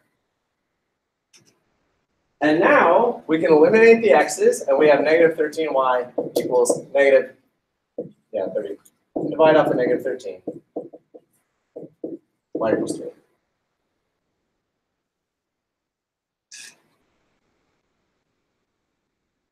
So again, elimination is nice because getting the first variable is a snap. Getting the first variable, you just create the situation in which one variable has the same number but different signs, add the equations together, and bam, you've solved for that first variable. So try that on the next two. So like look at number 33. I want one variable to have the same number but different signs. Now, by the way, what's the number in front of that variable? That's a 1, so stick it in there. That's a -1, -1, it's a 1, it's a 1. So now what happens here? Let's say we want to eliminate the x, okay? So the bottom one is already -1, so I'd like the top one to be +1. So I'm just going to change all the signs. So now this is going to be plus, that's minus, that's minus. And now I add them together, the x's cancel. Uh-oh, the y's cancel. So what am I left with?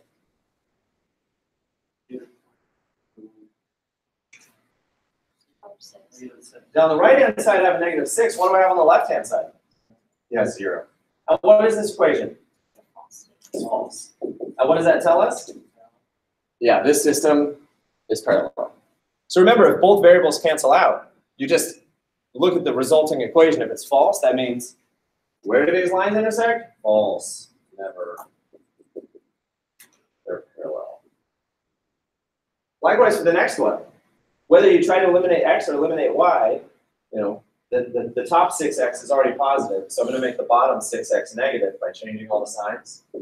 So then the x's cancel out, the y's cancel out, and the 4's even cancel out.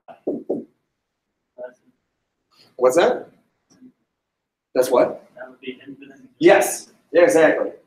Now, I've seen sometimes people cancel everything, and they're like, oh, gosh, what do I have left? There's nothing. It's just nothing. It's like the non-existence of the nothing from the never-ending story. Anyone ever see the never-ending story? Never mind. So what do we have now? Yeah, keep in mind, we still have to have an equation. You don't just cancel it out and say, nothing exists anymore. There still has to be an equation, and the equation is 0 equals 0. Which might look like a depressing equation, but there's nothing wrong with that equation. That equation is true. That's like the best you want to be in mathematics is true. Every equation wants to be true. So that means, where do they intersect? They always intersect because they are overlapping.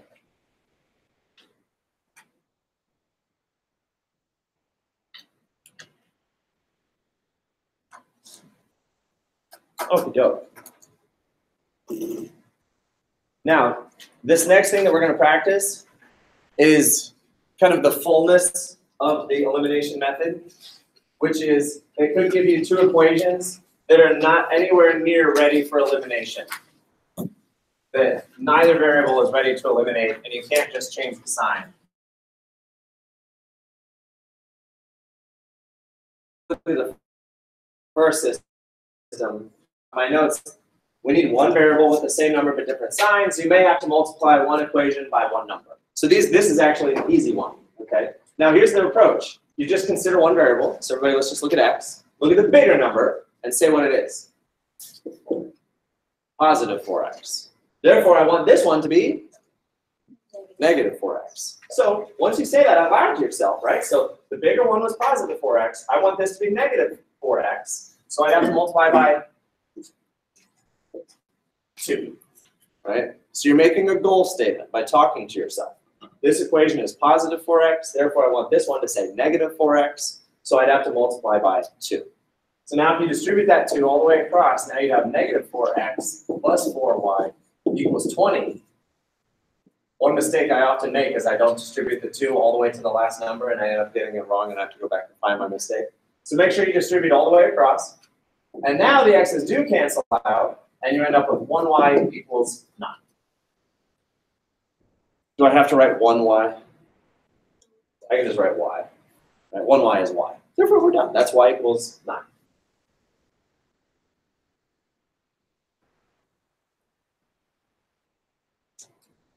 Okay.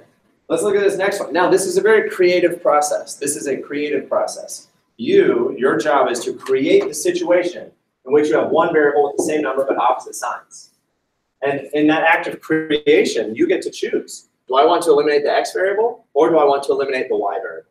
You get to choose. You get to do it however you want. So let's consider the x variable first. Look at the bigger number, negative 6x. Since this is already negative 6x, what do I wish this was? Positive 6x. So I would create a positive 6x by multiplying by negative 2. So there, if I do that, that'll eliminate the x variable. So I would distribute all the way across, and I would get positive 6x minus 20y equals positive 56. And that would be a system that I created that would eliminate the x variable, and I'd have negative 18y equals 72.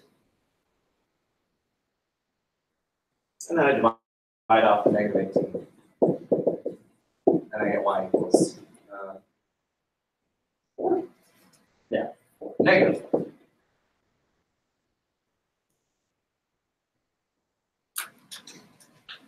I'm going to write down the same system again. Negative 3x plus 10y. Negative 6x plus 2y. 16. Now, folks, since it is an act of creation, and it's your choice which variable you cancel out, let's try eliminating the y instead. So here's my y. Again, look at the bigger one, positive 10y. So I wish this was a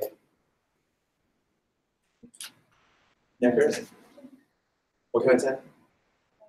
The negative 10y, right? Always you have to make a goal statement, folks. So this is a positive 10y. I wish this were a negative 10y. So what would I multiply by to make it a negative 10y? Negative 5. Okay, so now I distribute the 5 all the way across. So that's 30x minus 10y equals negative 80. And I'm going to eliminate that with the first equation, which is negative 3x plus 10y equals negative 28. And now I eliminate the y variable, and I have 27x equals negative 108. And I divide off the 27, and I'm thinking that's 4, negative.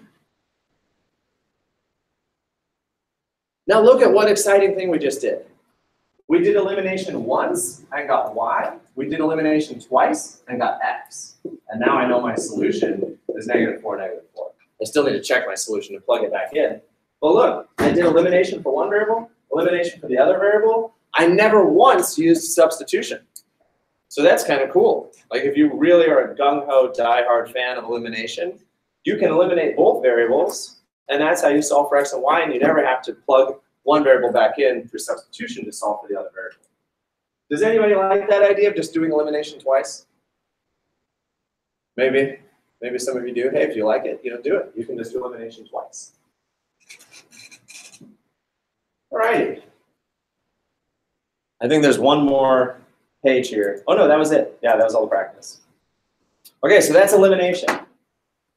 So what we'll do over the next, today and probably the next day, we will practice substitution, elimination, and graphing, and then we'll move on to using matrices. Matrices are a completely different methodology, and you get to use your calculator.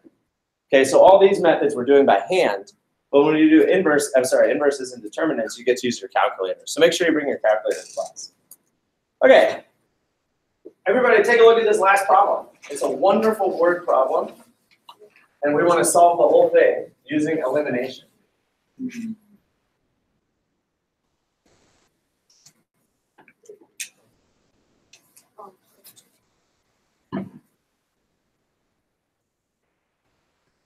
So, the school that Elisa goes to is selling tickets to a play.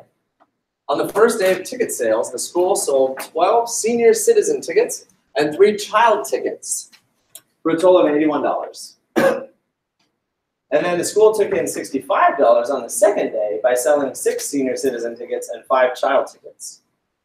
What is the price of each senior citizen ticket and 1 child ticket? So first of all, you might say, what kind of play is this that you're only allowed old people and kids? Like, are there any people just in their 20s or 30s or 40s? Apparently not. Apparently it's just a play for senior citizens and children. What play would that even be? Anyone have an idea? That's a real niche market. This is for old people and toddlers. Come and enjoy. Anyone? Okay, I don't know why. Okay, but in any case, what do we do? What's that, Victor? We do an equation. Yeah, we're going to build equations, and yes, we're going to define variables. So folks, when you're dealing with a word problem, and jot this down as some notes to yourself, the very first thing you always want to do, step one, is define your variables. Now, what tells you how to define your variables? The question. The question is always telling you how to define your variables.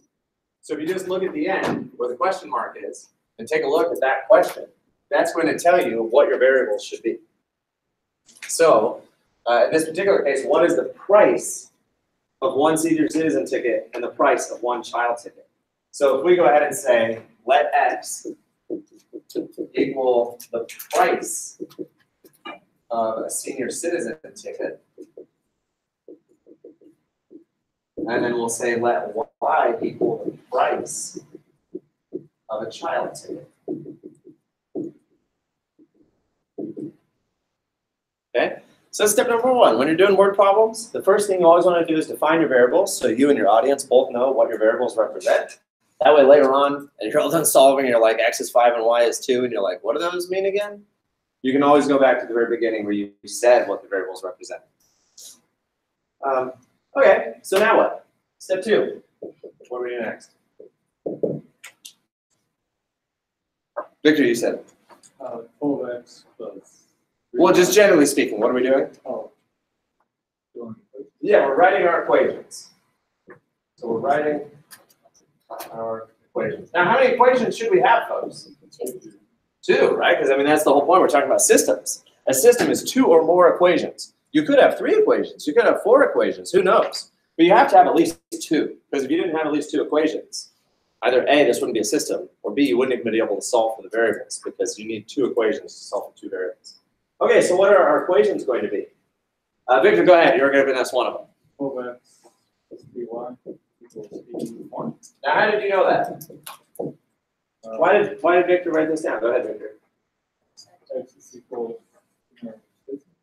Yeah, and it says on the first day of ticket sales, the school sold 12 senior citizen tickets and 3 child tickets for $81. Now, does this all make sense? So that represents the first day. Yeah, that's the first day, and you could even label it day 1. Now, keep in mind, this isn't actually the first day of the play. It's not like only 12 senior citizens and 3 children showed up at the play, which again, what an awkward play. But that's fine. That's just ticket sales, right? So the play is like a month from now. These are just how many tickets they happen to sell that day. It's not like a whole theater troupe performed a play for just 12 older people and 3 toddlers. Okay, presumably on the day of the play, there's going to be a lot more people. But that's just the ticket sales. Okay, so what was day 2 of ticket sales? 6x plus 5. Yeah, 6 senior citizens and 5 children. And that brought in 60. yeah, $65.